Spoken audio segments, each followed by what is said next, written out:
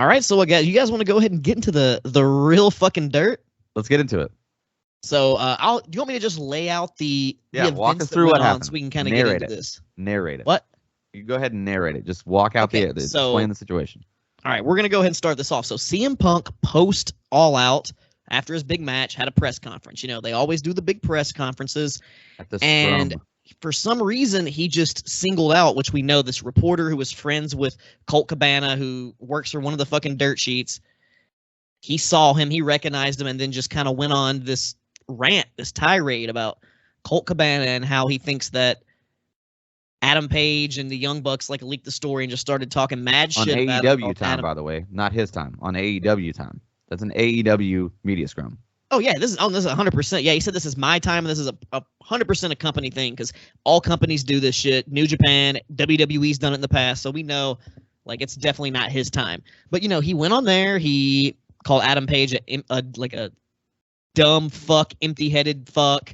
Literally got real personal about Colt Cabana, which he didn't need to do. This is all shit he could have did backstage. He just started ranting, called the EVPs like pieces of shit so they couldn't even manage a target, and was just basically going unhinged. And Tony Khan's face the entire time was just like, he looked like he saw a fucking ghost. It was just he cut him off twice. Tony tried to interject, and Punk cut him off twice. Yeah, he tried. And, I mean, Tony, eventually he bossed up this week. We'll get to that. But, you know, Punk talking all that shit, and he literally ends the press conference with, if you have a problem with me, come talk to me. Come see me. Says that. And so how these events go is how all the other wrestling sites have reported them, and there's been multiple slight different versions. So what happened apparently is that the Young Bucks and Kenny Omega apparently kicked the door down in one version, and the other version, the Young Bucks got the chief legal officer, and they just went and opened the door and went to go talk to Punk.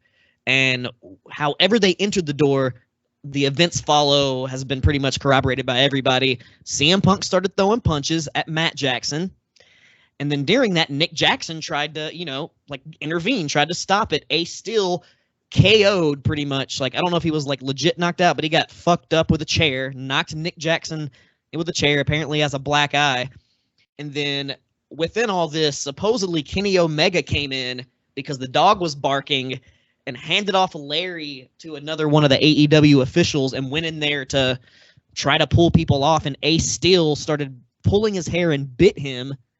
And then I guess also Christopher Daniels somehow, Brandon Cutler, Pat Buck, a few other people, got in and tried to break it up and eventually got everybody broken up. And they kept arguing or whatever. And all of the people, including the backstage people, the executives, everybody's been suspended as of now. And CM Punk was stripped of the title. And the Young Bucks and Kenny Omega were stripped of the Trios championships. And CM Punk supposedly is injured again, and they don't know 100% if he injured himself in the match or in the melee that he started. And during all the shouting, he kept threatening legal action against everybody. Okay. And bring it, dude. Bring it. As of now, please go toe to toe with a billionaire in the courts. I would love that dirt. I would love to talk about that for a year. Oh. Please, I don't know. Pretty much no one really truly knows what happened. But as of now, no CM Punk, no Young Bucks, no Kenny Omega on TV. None of those other people were there. They've all been suspended. And Tony Khan just announced that he stripped him of the titles and there's going to be new champions. But he didn't really address what happened. So as of now, all we know is pretty much all the bullshit that we've heard from everybody. And I'm just going to go ahead and say it here. CM Punk is just a bitter, biggity bitch. I'm just saying it here. Even if I wasn't a fan of the Elite, he just, man. You're getting paid way too much money to go into business for yourself. You already went into business for yourself. You fucking keep getting hurt. You really, at this point in time, probably didn't have business being back in the ring in the first fucking place. I'm just going to throw that out there. But it's like, we're looking at peak asshole Shawn Michaels era. Except he's not on drugs. He has no excuse because he's straight edge. He's righteous. Shut the fuck up. I'm not sure that being on drugs really gave Shawn the excuse. It just added fuel to the fire. You know what I mean? But drugs, alcohol, injuries. CM Punk just has injuries and he's bitter. That's it. Yeah. Yeah. And CM Punk's also almost not quite twice Shawn's age at the time, but he's up there. You know what I mean? Yeah. And that's a fucking factor, dude. there's also, he's very entitled, obviously. He walks back in and, it's like everybody freaks out that he got pops off a scoop slam. Don't get me wrong. He had the crowd around his little finger, but now all you're doing is burying your own goodwill with that entire community by literally just verbally and physically attacking the people that brought this company to be in the first fucking place. It makes no sense. And I will say this, if this happened under Vince McMahon's regime, and I'm not saying Vince is a great person, but let's talk business for a second. No fucking way does that happen. No, 0% chance that even happens. Like that. Because think about the presence of Vince McMahon telling you to stop cutting you off versus Tony Khan. It's just he would have killed the mic. Vince would have killed the mic. Tony Khan's the buddy boss, and Vince McMahon is the boss, and Tony's gonna have to learn. You can't be the buddy. You're gonna have to boss up sometimes. And honestly, even though we haven't truly got a full decision, but stripping everybody of their titles was the right decision. It shows no favoritism, and it shows like y'all can't be doing this bullshit. So hopefully he can boss up a little bit, or shit's gonna continue to be out of hand. That's just what it's gonna be. Hopefully Tony Khan can make It all boils down to this. Everything from this point hinges on how Tony Khan handles this specific situation. Literally all of AEW balances on how he handles this situation moving forward. And I mean, you're going to have to make amends. Like, do we see AEW moving forward permanently without any 4 of those wrestlers? No, of course. The Elite, I mean, they started AEW. It's in the name. Oh, they've been very vocal. I mean, apparently the rumors are have been said that they're not coming back. They're not going back to AEW. Well, if they're not going back to AEW, whichever company they decide to go back to, which would be New Japan, it's not going to be Ring of Honor because Tony owns it. But if they go back to New Japan, I mean, I love all the other wrestlers in AEW. I will continue to watch AEW. You know where the Elite. They're going to the WWE Elite.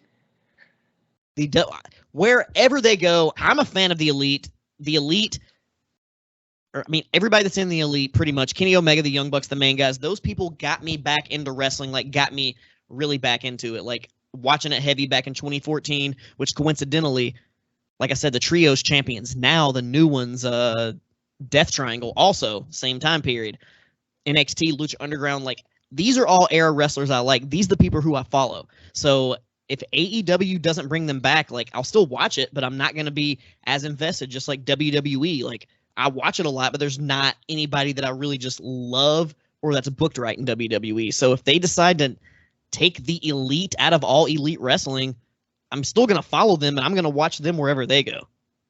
Yeah, I mean, I think if he's smart, he keeps everybody under contract until the fruition of their contract. I mean, I don't think he lets anybody out, and not in that circle. Like he doesn't let anybody out. Like, I mean, hopefully, I think it makes the most sense to rid yourself of Ace Steel.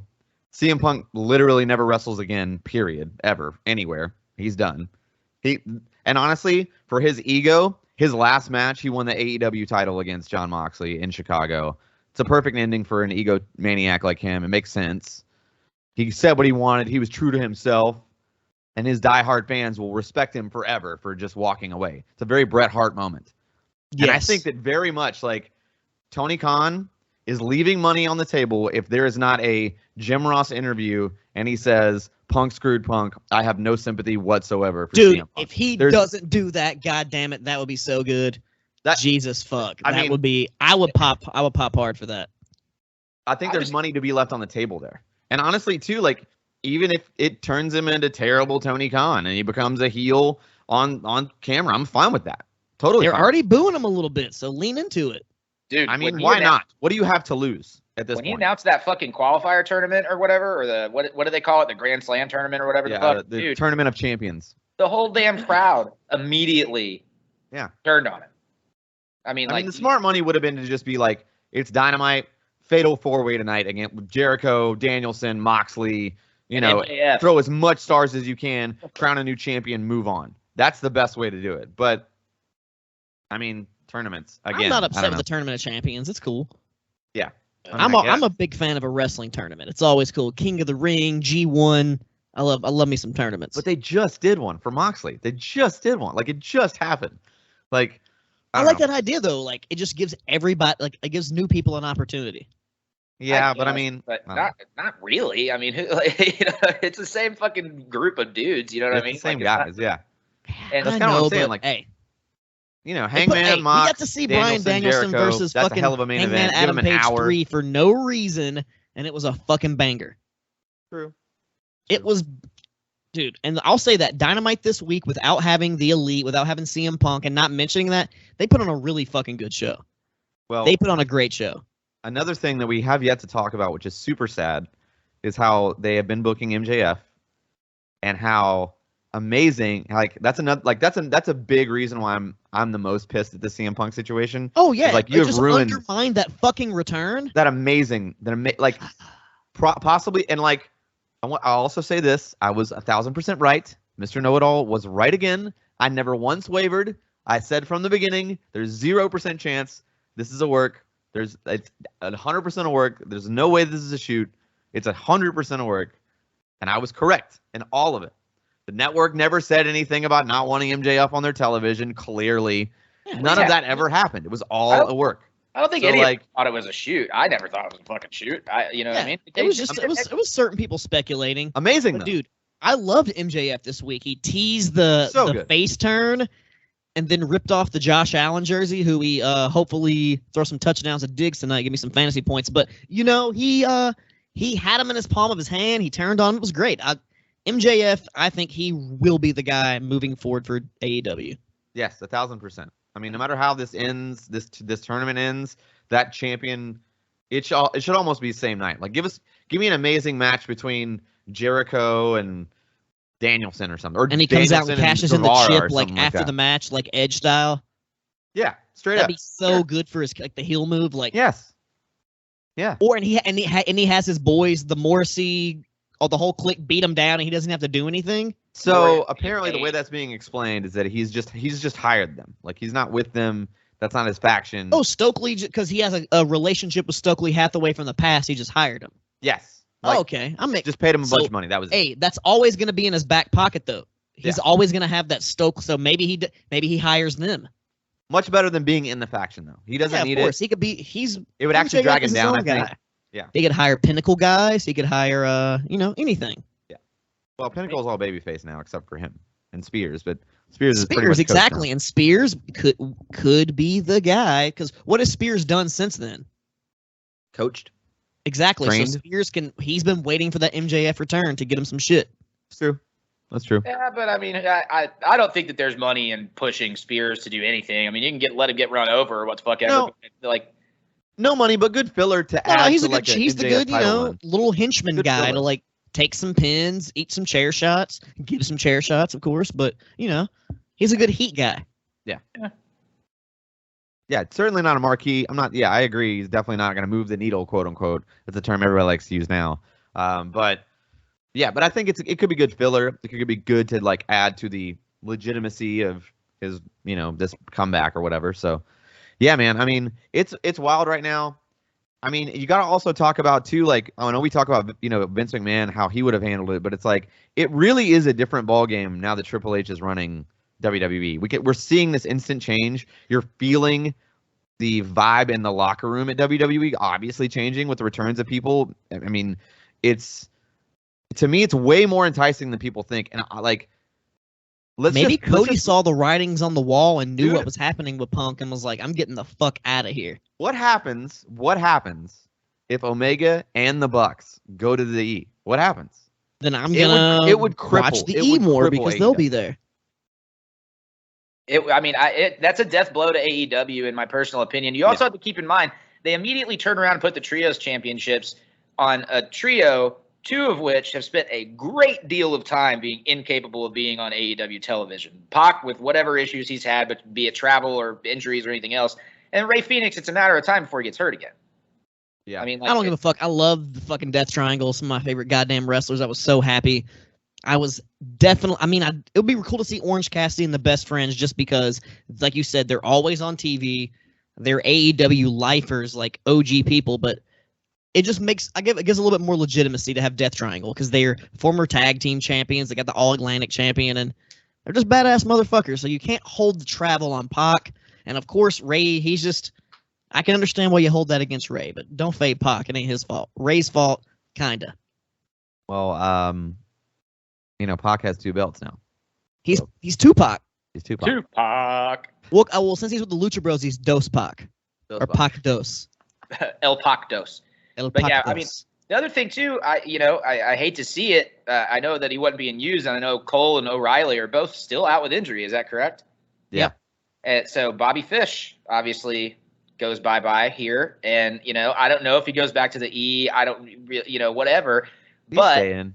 I think it's just his contract ran out, and they're just waiting for a reason to bring him back. I mean, there's nowhere else for him to go. I don't think Fish stays. He may get out of wrestling altogether. He may do a New Japan run or something, but I don't think he stays in AEW. Like, I thought he was supposed to face Lou Thez recently for the NWA World Heavyweight Championship. What the fuck are you talking about? Sheesh. Nah, because he's so fucking old. Oh, yeah. Nah, man. I mean, honestly, if O'Reilly, the only way I see that he not coming back is if Adam Cole just comes back solo. Hey, I will say one thing about this.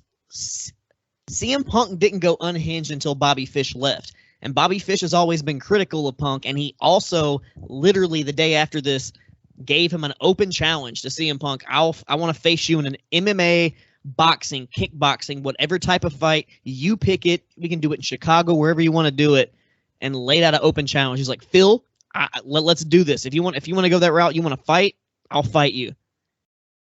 And I 100% think because of CM Punk's track record, Bobby Fish would beat the shit out of him. Oh, he would whoop his ass. God, yes. There's no debate. And he was always making fun of Punk. Like when he was still with AEW, he was making fun of like Punk's kick when he re-injured his foot and was like being very critical. Punk didn't say shit. And as soon as he leaves, he's out here going unhinged. I guarantee if Bobby Fish was back there, he might not have been so froggy. I don't know about that. I'm not saying that CM Punk is scared of Bobby Fish. I think that's a little ludicrous as well. No, I think that's actually true, and it's funny because CM. God damn it! Or just call up Mickey Gall, and then he might be a little bit more scared. My goodness, man. Well, guys, there's a lot going on, and I will say this is the most exciting time to be a wrestling fan since 1997. Like to me, this fight is as big in the Mark world as I'm gonna say as the Montreal Screwjob was. I honestly believe that. I think that this. I'm really anxious to see what the Dynamite ratings were. There had to have been a spike. There had to have been a spike to see. I read that there was. I didn't look at the number, but I read that there was a spike with the fallout and the. I watched it live. I normally watch it on DVR, and I made sure to watch it live. It was like number 2 on cable behind like something else, but it got over 1 million views. It's crazy. Crazy. Yeah, I guess we'll just be glad that Ace still didn't have a pair of scissors when the Young Bucks went in there. Yeah, Ace Steel is definitely done in the business period. Oh, He's never working anywhere ever again.